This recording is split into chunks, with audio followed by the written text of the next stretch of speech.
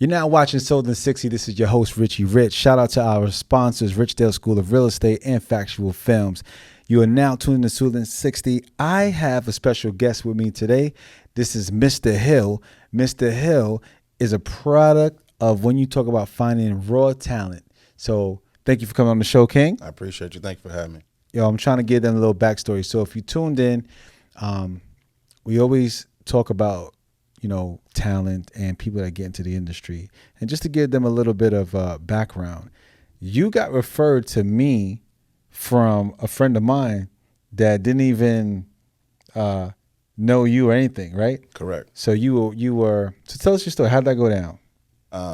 I used to work at Polo Ralph Lauren's outlet. First of all, he got good taste, by the way. Go ahead. I was the #1 salesperson there.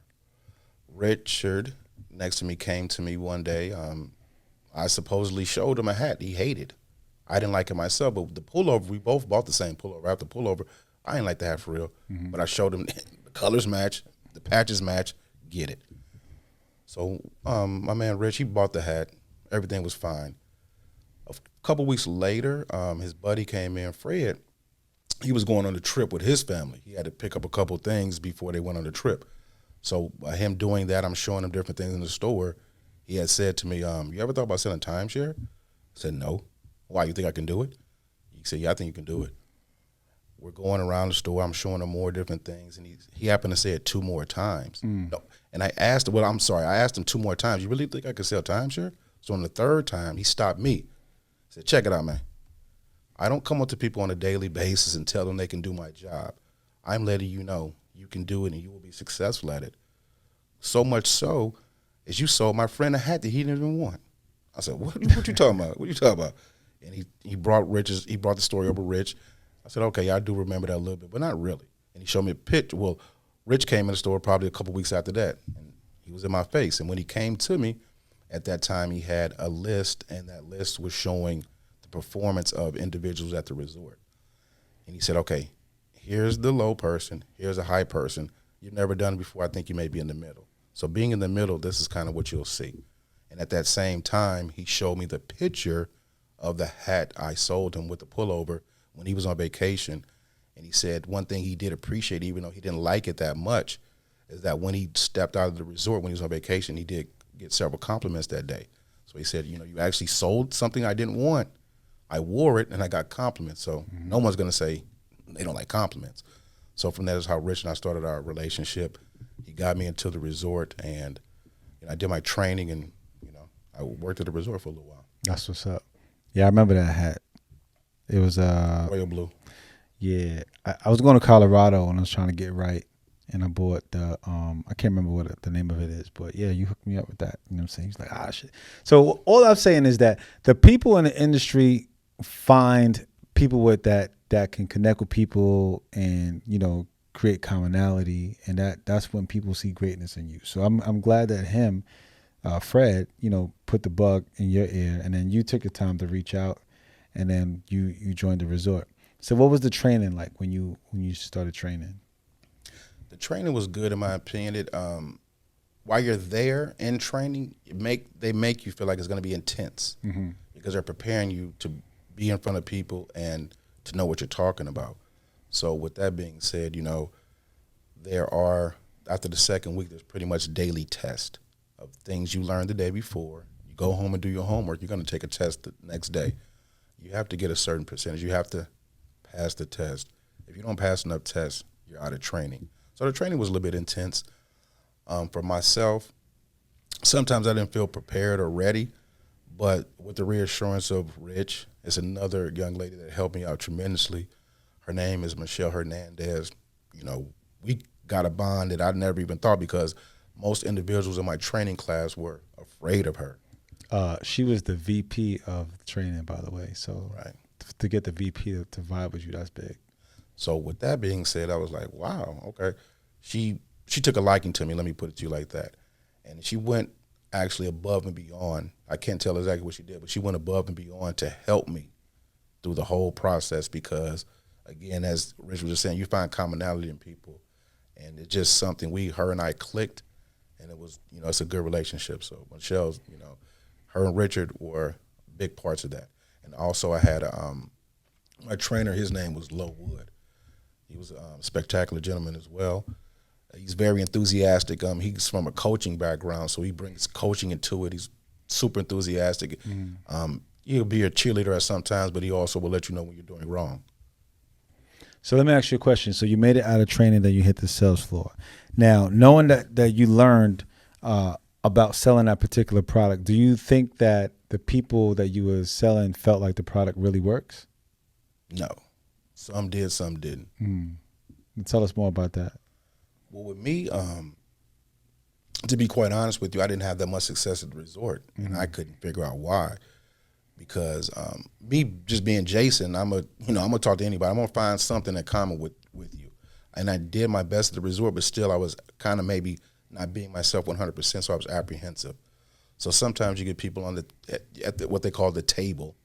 So you get them at the table, you'll ask them a few questions about themselves and how they vacation. From there, you'll take them around the resort. You show them what we have to offer. Again, it could have been my skill set, but I wasn't able to convert the people that I saw. I don't know, because we did get common. I tried to get get commonality with them, but some people did have up that wall, and I couldn't figure out maneuver how to get around the wall, get under it, or get over it. I couldn't get past that wall, so I didn't have the most success. But at the end of my tenure at the resort, I did start to get better. Last couple of days I got 2 sales, but still it just didn't make the cut for what Westgate wanted. So what I heard is that, there are seasons where they let people go if they don't perform at a certain level. So you had some experience. Now, what do you think that you said you wasn't being yourself? What do you think that was?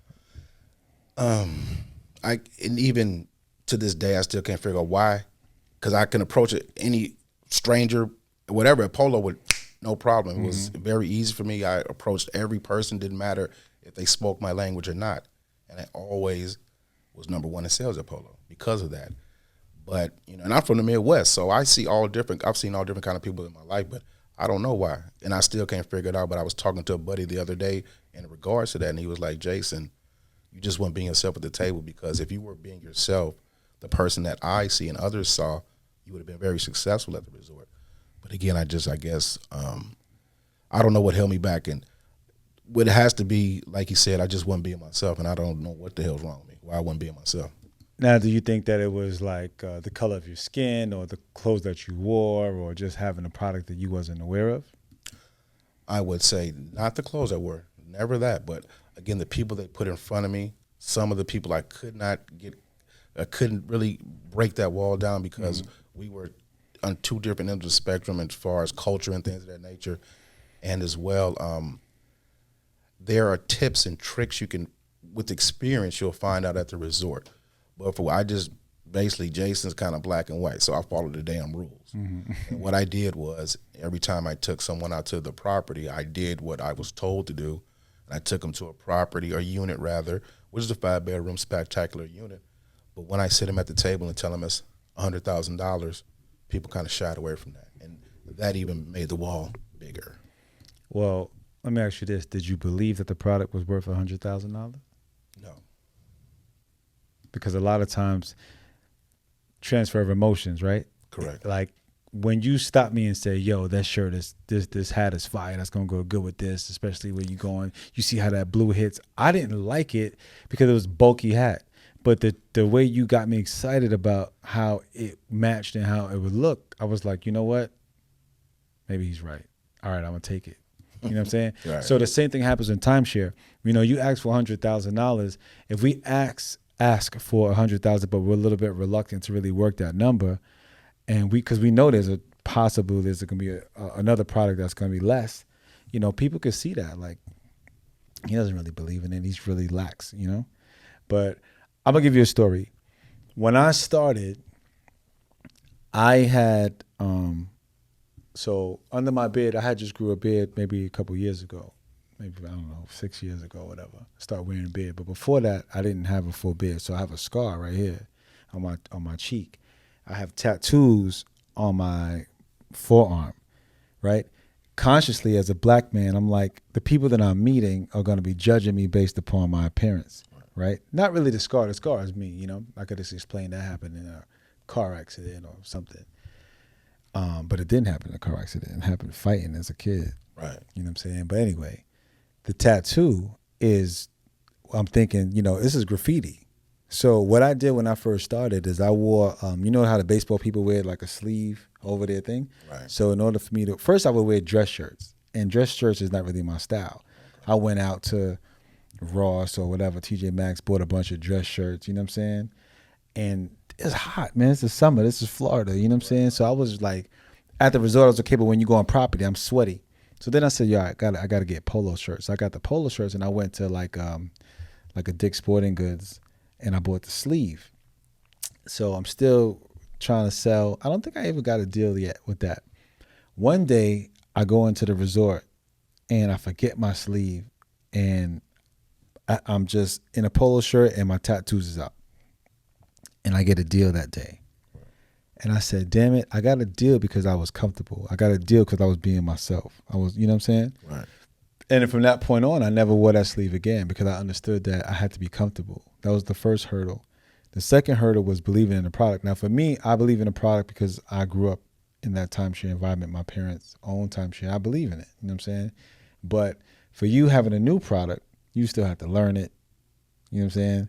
You kind of know there's tips and tricks that come along with it. There's a drop or the product can change and so forth. So I think you might have been just overanalyzing. Definitely analytical. So I won't disagree with that at all either. And I was like, because I would say this, I would actually say this to a couple different people throughout my tenure. If I learn to love this like I love polo, all of y'all are crushed. I'm gonna kill all of y'all. Fact. I just gotta love this like I love polo. If I love this like I love polo, I'm gonna kill all of y'all. Because I walked around with the confidence. See, I got on shades right now. I walk around, I have confidence in myself, but you have to have total confidence in what you're doing. And I was not fully confident in the product. And as again, as Rich just said, I can agree with him. I just was probably overanalyzing things and instead of just getting out there and doing it. But you know what? At the end of the day, I mean, I've seen people who have started at one resort, wasn't successful, go to another resort and become a rock star. So where you start don't mean where you got to finish. You know what I'm saying? It was an experience. Maybe that product that you tried wasn't the best. There's in this industry, you have weeks, you have points, you have vacation clubs, and some people find success in other areas. As a matter of fact, there's a gentleman I know that was selling timeshare. And he didn't do well at all in timeshare. And he was timid and he wasn't, an expressive person. He didn't have the drive for commonality. So they let him go. As a matter of fact, he didn't even like the way his TO handled him because, it's a little rough. It was actually Yolanda was rough with him, right? Yolanda? Yolanda was his TO. Yolanda's my TO now. Oh, word? She's a beast. So that gentleman left timeshare and went into residential. When I tell you residential was his sweet spot, that kid was selling every day. Every day he's posting under contract, right. New listing. I said, damn. I hit him up. Yo, congrats. So you doing the thing. He hit me up. He said, yo, thank you for what y'all taught me. You know what I'm saying? He said, that product in timeshare was tough. I couldn't do that. You know what I'm saying? But it made me stronger. And he found success somewhere else. So that happens a lot. I'm not telling you to go do residential. I'm just saying that sometimes it don't click on the first. Our boy Jamal tell you his own story. Wait till he come up here. Oh, he told me. I know Jamal, I know his story, right? I know. First time came, didn't click. Second time came, didn't click. Came third time, beast. Superstar. And what he did, he showed me.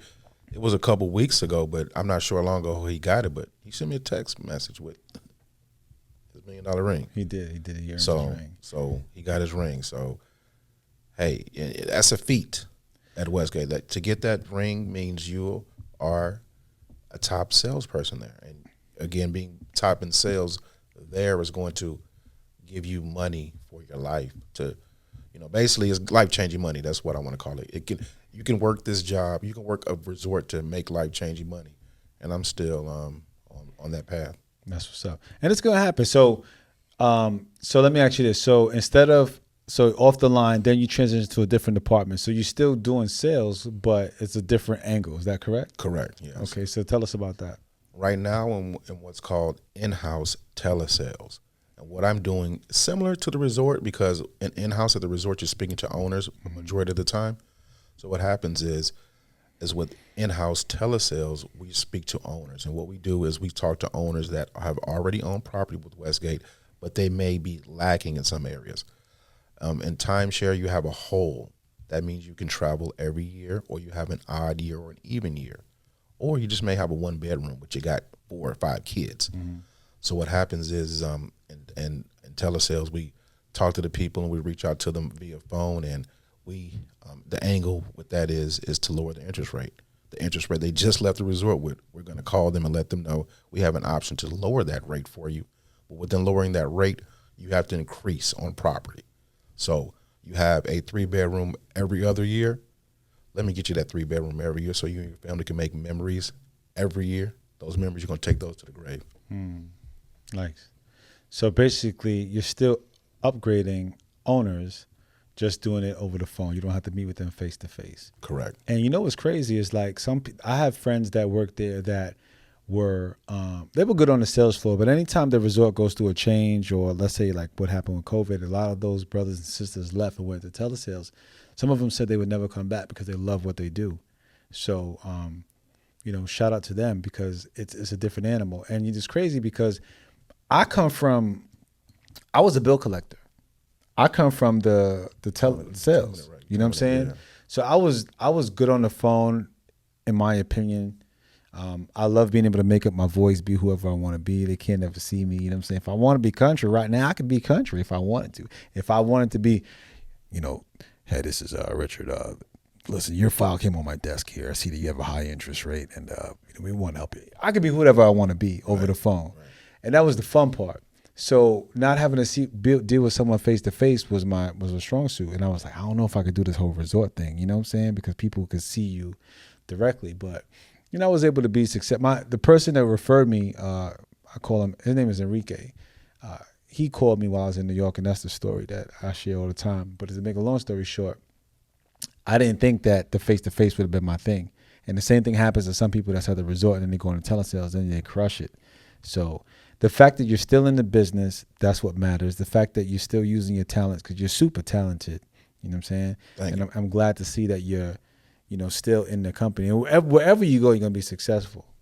That's for a fact. Thank you. I appreciate that. You know what I'm saying? I agree with you as well. Yeah, for sure. So, like, what's the goal? What's your goals for the next for next year? Where you want to be? Basically, I want to be more self-sufficient. So with that, it's gonna take some capital. I gotta change it. I have a couple things I gotta get correct in my life. Well, we on the podcast. I'm Jason. I'm gonna be really real with you. I need to get a car. Mm-hmm. I don't have a vehicle because that's messing a lot of different opportunities up for me. So when I do get a vehicle, I'll be able to maneuver a little bit better. Mm-hmm. Also, with that being said, with getting a vehicle, I'm thinking about going back to the resort. Mm-hmm. Because going back to the resort, what I can do with that money is put it aside. Live my life, but you have to be disciplined as well with your money. So I'm live my life, and with that, what I mean by that is put money to the side to start investing in other things that may not have to do with timeshare or real estate at all, but something that's I just want to basically build a foundation to where my daughter can see it and she can kind of follow in dad's footsteps. Absolutely. Well, I can tell you one thing. As long as you have that tenacity and you have that drive, you're in the right position. It don't matter what department you're in or which resort you're at, because you've only experienced one. You have the opportunity for unlimited income potential. You know what I'm saying? You have the gift of gab. You have the swag. You obviously know how to dress. You have a good taste. You know what I'm saying? I appreciate that. You're a low head. You know what I'm saying? And so regardless, man, it's on and popping. Right. Just don't stop. Don't stop the pursuit, because, again, the position that you're in, there's no limit, right, to what you can make. Only go up. You can only go up, and you just have to have the drive and the goal. It's all about vision. Do you have a vision board? I don't. Okay, well, it's time to make one. And if anyone that listens doesn't have a vision board, I encourage you to make one. And what is a vision board? It's like you put your goals, you put your... Where you see yourself in the future. I know what it is, but I don't have one, which is a bad thing. That's the bad thing. I know exactly what it is, but I don't have one.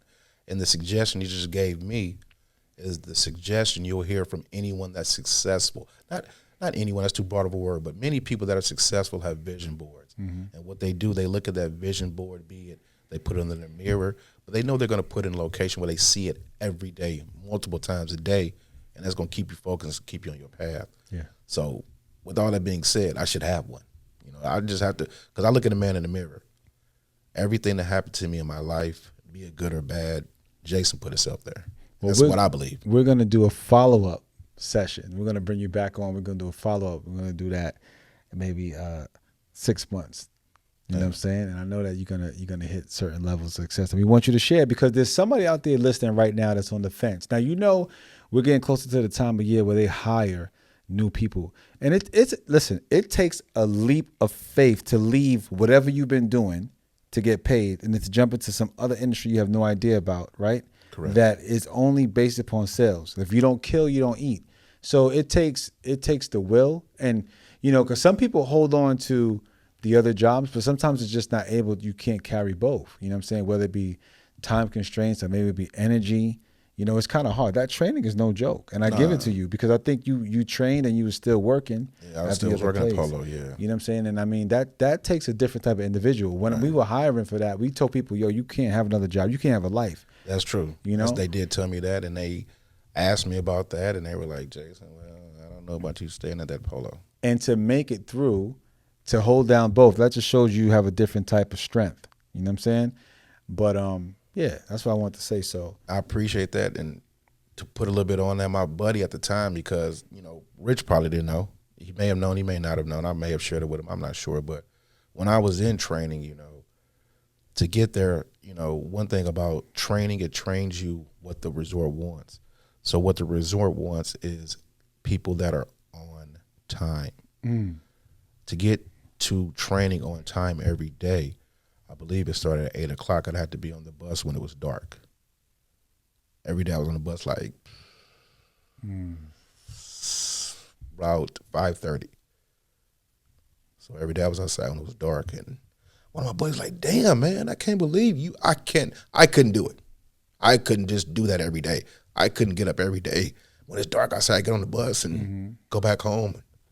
Yeah, it was that let me know I can do it. I wasn't as successful as I should have been, but I can do it. you definitely did it. And that's drive, man. That's like when I watch like something like Pursuit of Happiness or something like that. You know what I'm saying? Because you have the will, and you see people around you that, and you've seen people. You're inspiration yourself. You're inspiration. I don't talk to you as much as I should, as much as I would like, to be quite honest with you.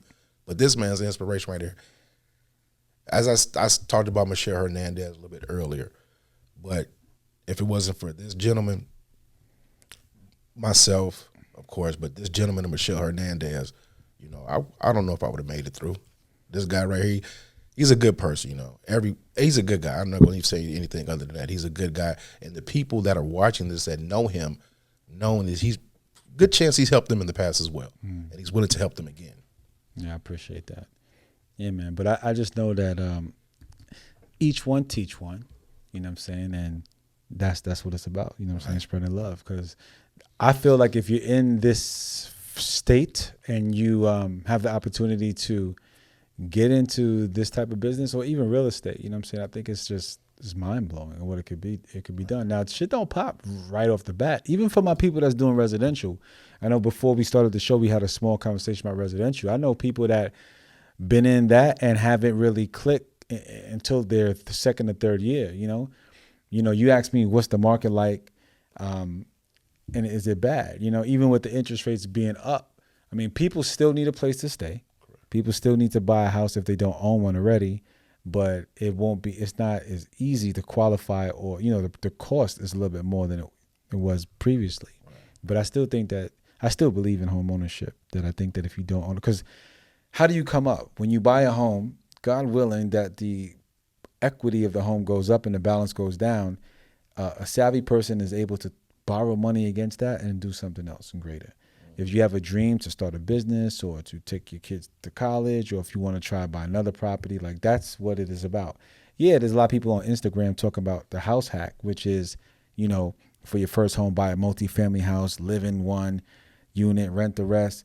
But we don't have that many multifamilies here. Not like that. Not like you see in this area, nah. Nah, exactly. So I mean, some of those things you can't do, but I still do believe that home ownership is very, very important. Whether you're getting involved now or you're getting involved later, we can't wait for another recession, or we're hoping that it's going to be a market where we can buy at the low, because right now the banks have protected themselves from going through that again because lending laws have changed. Correct. But I mean, you're going to see much success. You're going to have what kind of car you want? I want it's gonna be pre-owned. I want a Jaguar XJ. Okay, so I want you to get the picture of the Jag. All right, we're gonna print that bad boy out.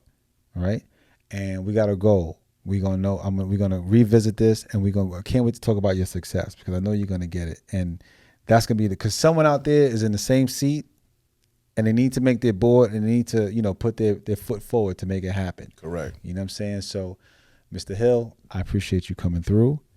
I wish you mad success. We're going to have you back on and share with the people. Guys, you're now listening to Sold in 60. That was Mr. Hill. That's my guy right there. Follow him on Instagram. We're going to tag him on the clips. And again, if you in the business and you want to come up with factual films to get on Sold in 60, click the link in the bio, send a message. Also, click the link to order our objection flashcards, shot glasses, and apparel. We out.